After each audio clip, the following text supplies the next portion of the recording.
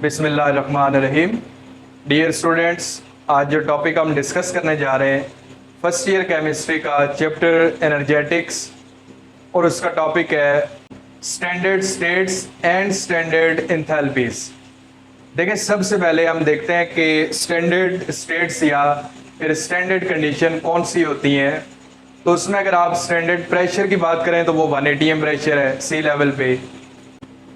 Standard temperature की आप बात करें तो वो 0 डिग्री सेल्सियस है, लेकिन स्टैंडर्ड रूम टेम्परेचर जो है जहाँ पे ज़्यादा एक्सपेरिमेंट होते हैं वो होता है 25 डिग्री सेल्सियस। और अगर कोई सोल्यूशन है तो उसकी जो कंसंट्रेशन है स्टैंडर्ड वो 1 मोलर ली जाती है। जिस तरह देखिए, स्टैंडर्ड कंडीशन में सबसे पहले प्रेशर कितना होता है 1 atm प्रेशर, जो कि सी लेवल पे होता है। तो ये स्टैंडर्ड प्रेशर इसे कहते हैं। और इसके बहुत सारे रिलेशन है। 1 atm 760 टॉर्क के इक्वल होता है, 760 मिलीमीटर ऑफ मरकरी के इक्वल होता है, या फिर 1 atm 14.7 पाउंड्स पर इंच स्क्वायर के इक्वल होता है। इसी तरह 1 atm 101325 न्यूटन पर मीटर स्क्वायर के इक्वल है। तो डिफरेंट इसके यूनिट्स हैं स्टैंडर्ड। फिर इसी तरह जो स्टैंडर्ड टेम्परेचर है, standard room temperature 25 degree Celsius, और आप इसमें 273 ऐड करें तो ये केल्विन में कन्वर्ट होगा 298 केल्विन। देखिए स्टूडेंट, जो स्टैंडर्ड टेम्परेचर है वो तो 0 डिग्री सेल्सियस है, लेकिन यहाँ पे हम बात कर रहे हैं स्टैंडर्ड रूम टेम्परेचर की, जो कि 25 डिग्री होता है या 298 केल्विन। अगर एक सोल्यूशन है, कोई भी आप एक सोल्यूशन यूज करते हैं तो उसकी जो मोलैरिटी है वो कितनी होनी चाहिए 1 मोलर सोल्यूशन के 1 मोल ऑफ सोल्यूट डिसॉल्व होना चाहिए 1 मोल ऑफ या 1 लीटर ऑफ सोल्यूशन में। तो स्टूडेंट, ये स्टैंडर्ड कंडीशंस हैं। अब स्टैंडर्ड एंथैल्पी ऑफ रिएक्शन, हमने इससे प्रीवियस लेक्चर में एंथैल्पी के बारे में पढ़ा था और उसको हमने डिफाइन किया था कि हीट ऑफ रिएक्शन कि जो हीट सिस्टम से सराउंडिंग में आ रही है या फिर सराउंडिंग से सिस्टम में जा रही है, मेजर्ड एट कांस्टेंट प्रेशर, उसे हम कहते हैं एंथैल्पी ऑफ रिएक्शन। और इन्हीं स्टैंडर्ड कंडीशन पे जो हीट ऑफ रिएक्शन मेजर की जाती है उसे कहते हैं एंथैल्पी ऑफ रिएक्शन। देखिए, डिफरेंट रिएक्शंस मैं आपके सामने लिखता हूं। अगर आप कार्बन का रिएक्शन कराते हैं ऑक्सीजन गैस के साथ तो इसमें प्रोडक्ट आता है कार्बन डाइऑक्साइड गैस।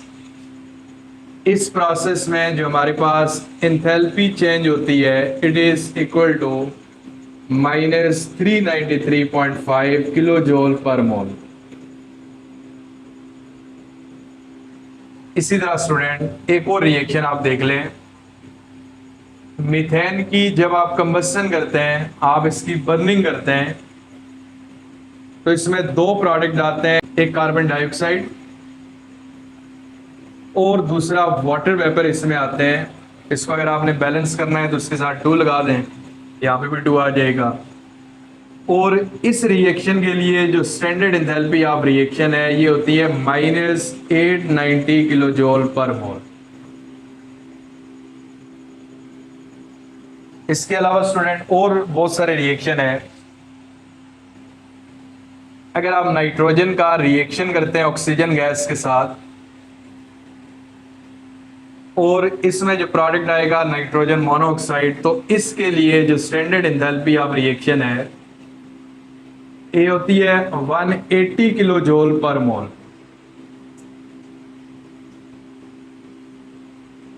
तो स्टूडेंट, कोई भी एक केमिकल रिएक्शन है उसमें जितनी क्वांटिटी ऑफ हीट या तो रिलीज हो रही है या फिर अब्सॉर्ब हो रही है, उसको हम क्या कहते हैं स्टैंडर्ड एंथैल्पी ऑफ रिएक्शन।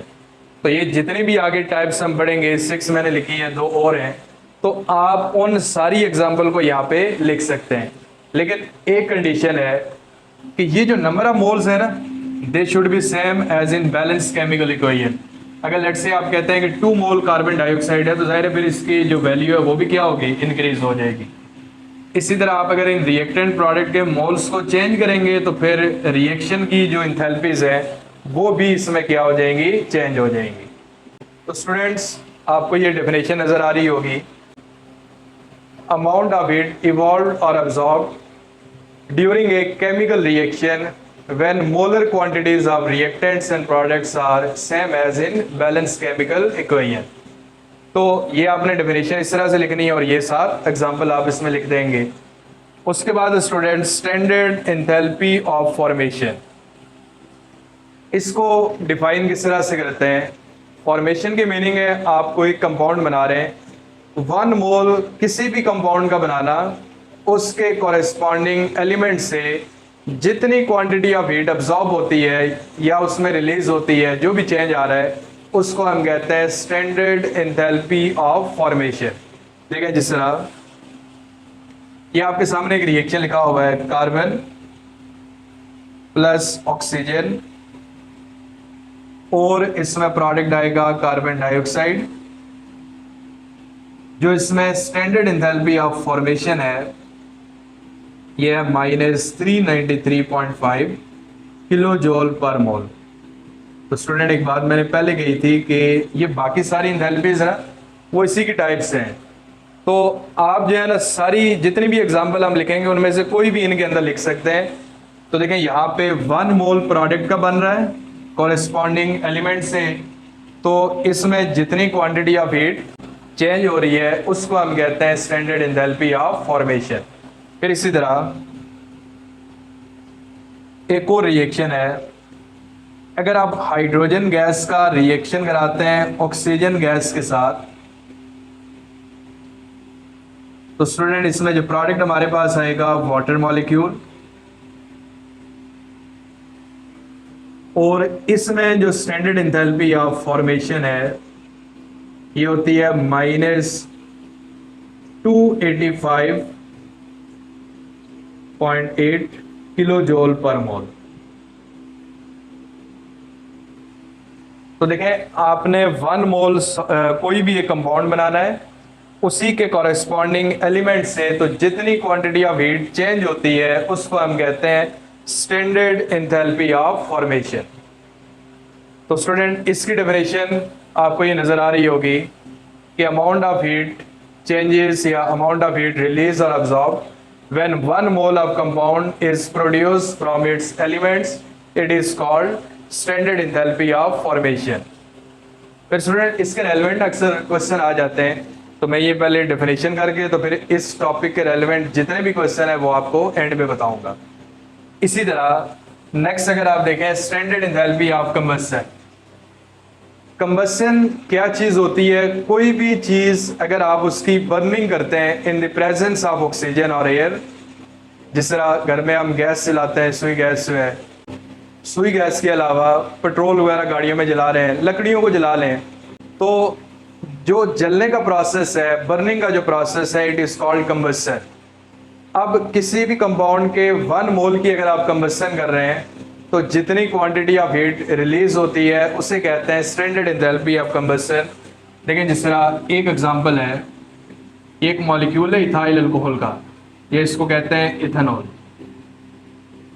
अगर आप इसकी कंबस्शन करते हैं in the presence of oxygen, 2 product आएंगे, कार्बन डाइऑक्साइड और दूसरा वाटर वेपर्स H2O, और इसकी बर्निंग में जो क्वांटिटी ऑफ हीट यहां से रिलीज होती है it is -1367 kilo joule per मोल। इसको स्टूडेंट अगर आपने बैलेंस करना है तो देखें कार्बन के 2 एटम्स हैं तो यहाँ पे क्या लिख लेंगे 2, फिर उसके बाद हाइड्रोजन 6 एटम है इस साइड पे तो यहाँ पे 3 आ जाएगा, इधर 7 ऑक्सीजन तो 1 यहाँ पे है तो 3 इसके साथ लगा लेंगे।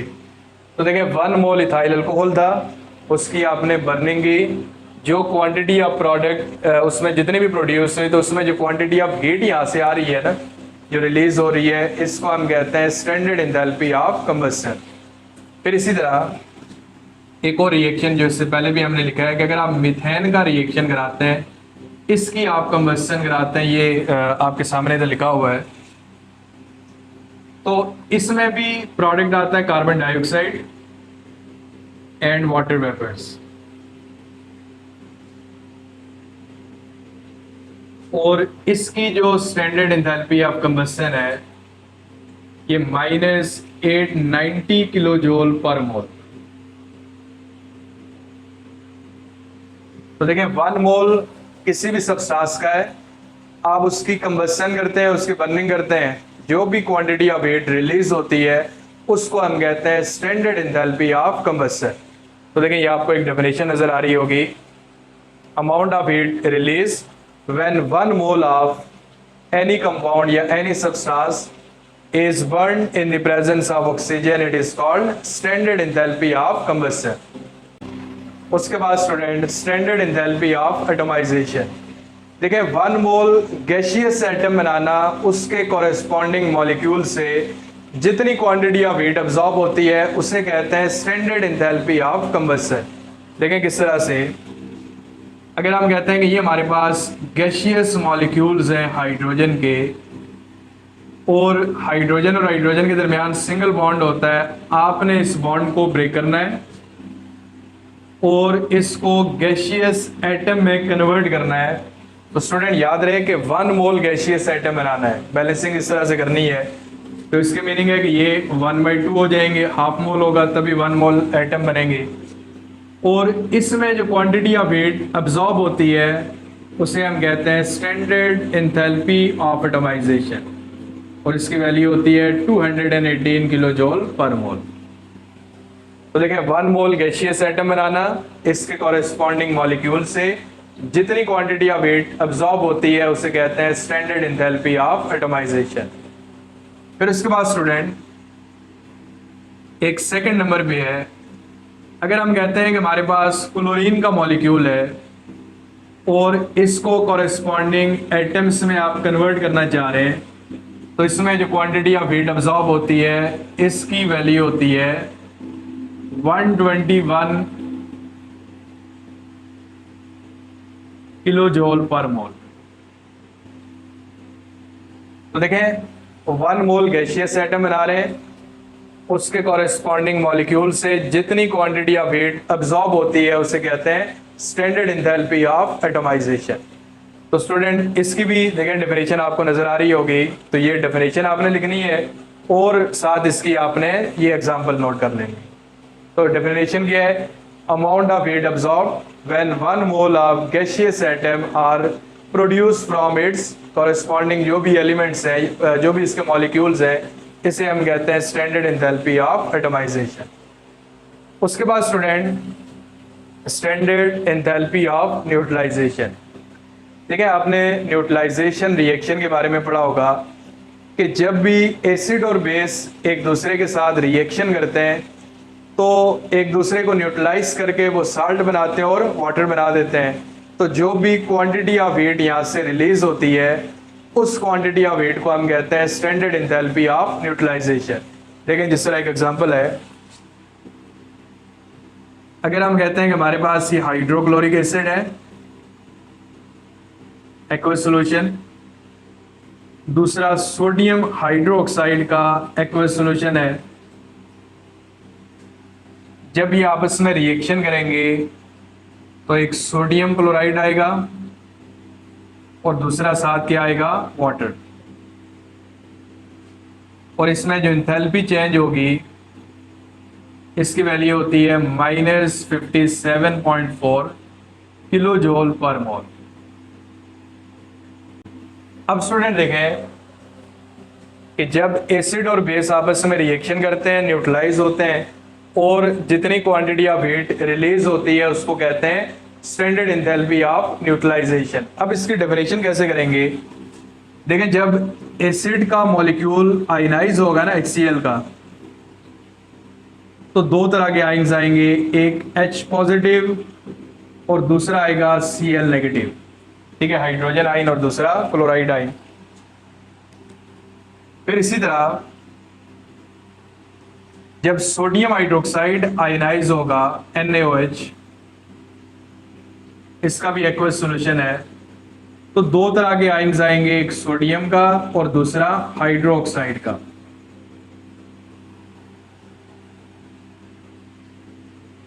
तो देखें स्टूडेंट एसिड में से हाइड्रोजन आयन आ रहा है और बेस में से हाइड्रोक्साइड आयन।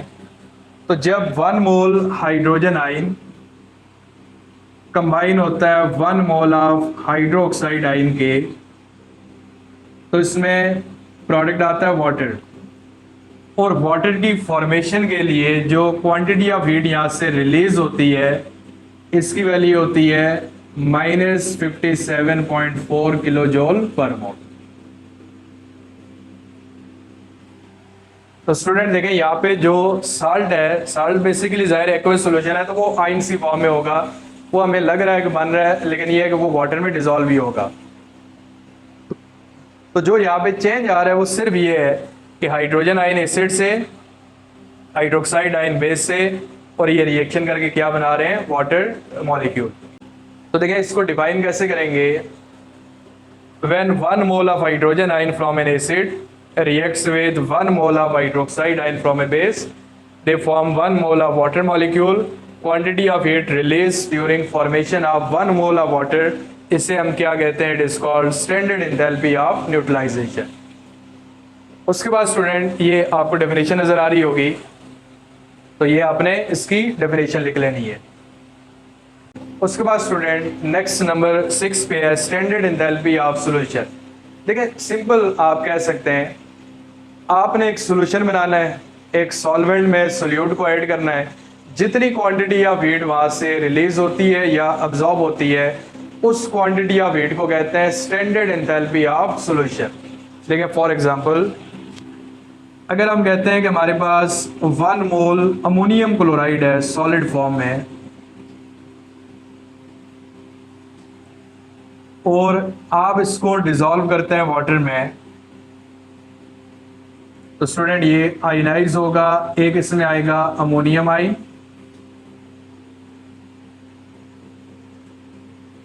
और दूसरा इसमें आ जाएगा हाइड्रोक्साइड आयन। ठीक है, 2 तरह के आयन्स इसमें आगे सॉल्यूशन बन गया। तो इसमें जो क्वांटिटी ऑफ हीट यहां से चेंज आता है, it is +15.1 kilo joule per मोल। तो देखिए आपने 1 मोल सॉलिड कंपाउंड को डिसॉल्व किया वाटर में, सॉल्यूशन बना दिया, और 15.1 किलो जूल पर मोल एनर्जी अब्सॉर्ब हुई। तो इस क्वांटिटी ऑफ एनर्जी को हम क्या कहते हैं, स्टैंडर्ड एंथैल्पी ऑफ सॉल्यूशन। और याद रखिएगा कि डिल्यूट सॉल्यूशन हो, यानी जितना उसमें हीट निकलनी है वो निकल जाए, और इनफाइनाइट डिल्यूट सॉल्यूशन आपने बनाना है, तो उसमें टोटल जो क्वांटिटी ऑफ हीट रिलीज होती है उसे कहते हैं standard enthalpy of solution.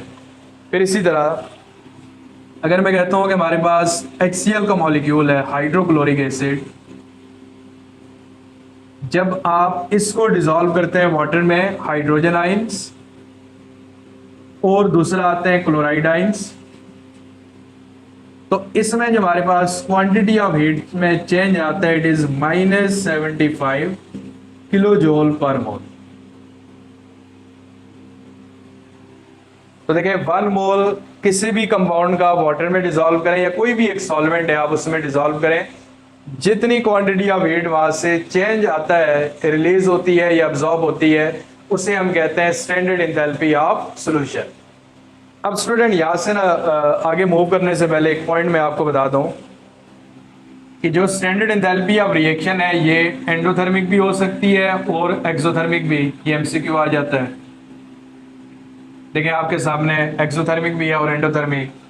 Standard enthalpy of formation ये भी एंडोथर्मिक भी हो सकती है और एक्सोथर्मिक भी।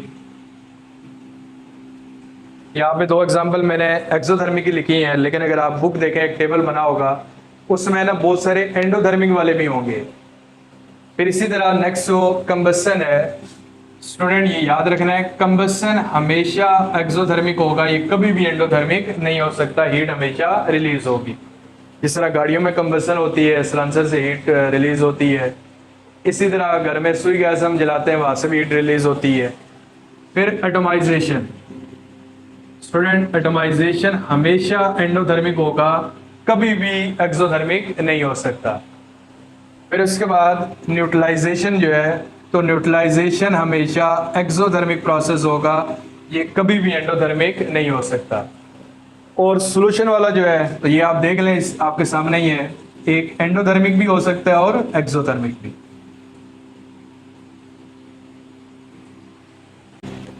स्टूडेंट्स, नंबर 7 पे है standard enthalpy of electron affinity.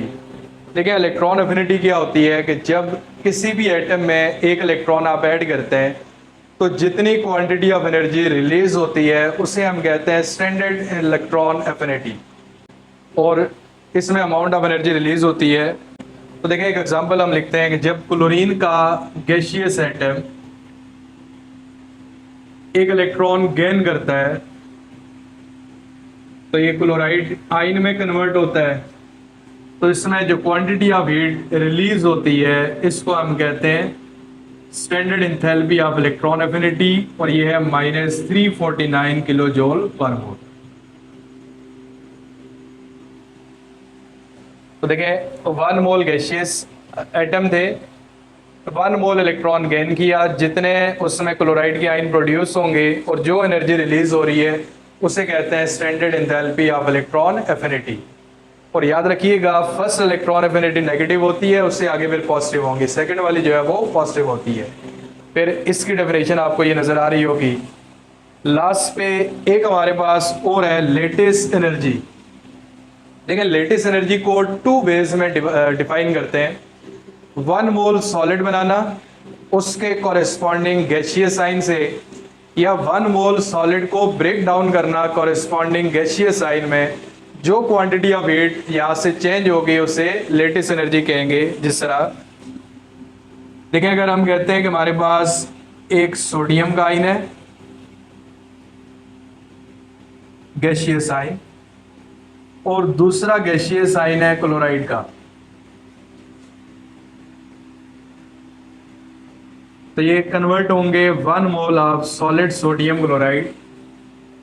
तो इसकी जो स्टैंडर्ड एंथैल्पी फॉर लेटिस है ये होती है -787 किलो जूल पर मोल। फिर इसी तरह अगर हम कहते हैं कि हमारे पास सोडियम क्लोराइड सॉलिड है NaCl, और आप इसको कन्वर्ट करना चाह रहे हैं गैसियस आयंस में, एक सोडियम का आयन और दूसरा क्लोराइड का आयन, यानी इसी का इन्वर्स आप देख लें रिएक्शन। तो इसमें same quantity of heat absorb होगी और इसकी क्वांटिटी है +787 किलो जूल पर मोल। तो देखिए लेटेस्ट एनर्जी को 2 वेज में डिफाइन करते हैं। 1 मोल सॉलिड बनाना कॉरेस्पॉन्डिंग गैसियस आयन से, या 1 मोल सॉलिड को ब्रेक करना कॉरेस्पॉन्डिंग गैसियस आयंस में। तो जो एनर्जी अब्सॉर्ब होती है या फिर रिलीज होती है इसे हम कहते हैं लेटेस्ट एनर्जी। तो स्टूडेंट आज जो बातें हमने डिस्कस की, सबसे पहले standard condition 25 degree temperature, 1 atm pressure और 1 मोलर कंसंट्रेशन। फिर हमने पढ़ा था स्टैंडर्ड एंथैल्पी ऑफ रिएक्शन। तो ये सारे जो रिएक्शन हमने पढ़े हैं, किसी की भी एग्जांपल लिख सकते हैं। कोई भी रिएक्शन है उसमें हीट या तो अब्सॉर्ब हो रही है या रिलीज हो रही है, उसे कहते हैं स्टैंडर्ड एंथैल्पी ऑफ रिएक्शन। फिर 1 मोल कंपाउंड की बर्निंग करना, जो हीट रिलीज होती है standard enthalpy of combustion. 1 mole gaseous item बनाना मॉलिक्यूल से, तो इसे कहते हैं standard enthalpy of atomisation. Acid और बेस एक दूसरे को न्यूट्रलाइज करते हैं तो स्टैंडर्ड एंथैल्पी ऑफ न्यूट्रलाइजेशन। फिर सोल्यूशन जब आप बनाते हैं, सोल्यूट को सॉल्वेंट में डिसॉल्व करते हैं, उसे कहते हैं स्टैंडर्ड एंथैल्पी ऑफ सोल्यूशन। और फिर जब इलेक्ट्रॉन किसी एटम में ऐड होता है तो एनर्जी जो रिलीज होती है तो standard enthalpy of electron affinity. 1 mole solid बनाना या उसे ब्रेक करना, जो हीट चेंजेस आते हैं उसे कहते हैं लेटेस्ट एनर्जी। तो आज जितनी बातें हमने डिस्कस की हैं, कोई भी पॉइंट अगर क्लियर नहीं है तो आप कमेंट बॉक्स में पूछ सकते हैं, तो इंशाल्लाह आपको रिप्लाई किया जाएगा।